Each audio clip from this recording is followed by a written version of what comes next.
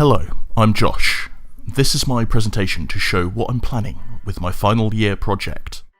This project will specifically address the techniques used in the current games industry productions regarding audio synthesis, and will further analyse how these techniques can be used for the generation of a procedural terrain in a game engine, for both graphic and gaming immersion. This has never been done before, so I wish to see if it is indeed possible. The idea for this project stemmed from previous and extensive work performed with audio tools, while exploring the functions of third-party engines such as WWise and Fmod, and producing many games in Unity and Unreal Engine myself, as well as standalone pieces. It came to light that there could potentially be a way to integrate all of these functions into a project. It was interesting to conspire the notion of having terrain generation at runtime, perhaps influenced by the music the user is listening to. In order to show what I'm doing more intimately, it is important that you have prior knowledge of music theory and have experimented with procedural mesh generation and are aware of fast Fourier transforms. I'll try to cover as much as I can, but these huge subjects cannot be done much justice in such a short time as this presentation. I'd urge you to check out anything you don't understand online, or ask me questions at the end of the presentation. While it is not directly a valuable factor in the consideration of this research, music theory will be important to introduce some key concepts to address in the project rationale. I'll do my best to provide a crash course in musical theory here for your reference. Let's get this all out of the way as quickly and painlessly as possible. The first and most important term is harmony. This refers to multiple notes or voices playing simultaneously to produce a new sound. The combined sounds in harmonies complement one another and often sound pleasing. Chords and chord progressions are a great example of harmony, with a chord having at least 3 or more notes that play at the same time. The chords and progressions are in a piece of music that often complement the melody.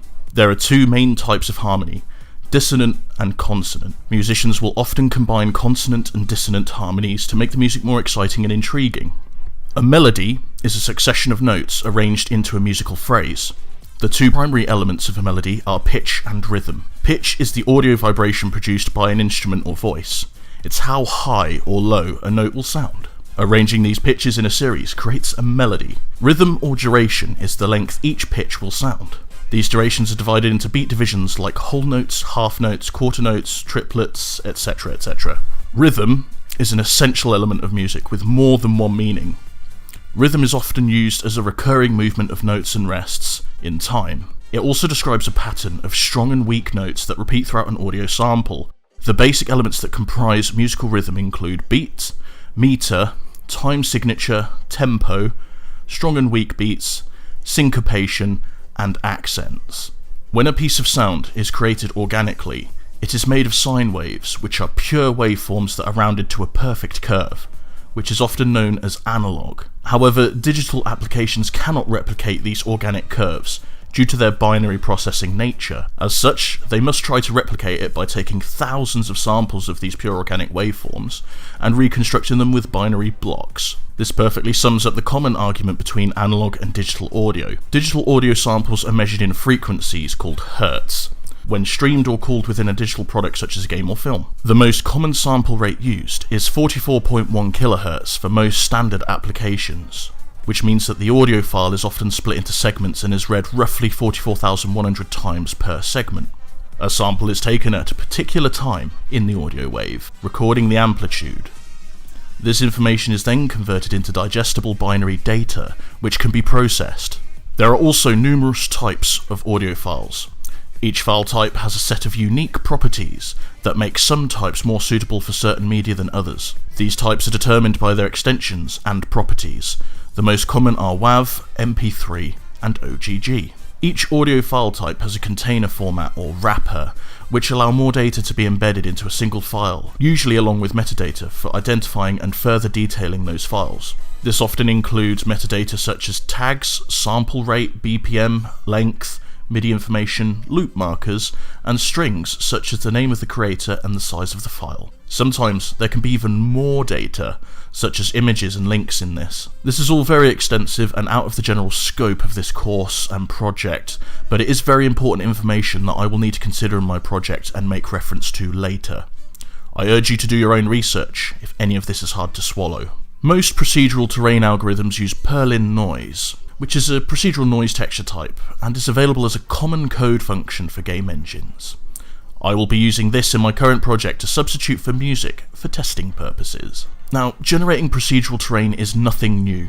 Many popular game engines, such as Unreal Engine or Unity Engine, support the procedural generation of a mesh, which can be equipped with a graphical renderer to draw a texture between points defined in a procedural algorithm.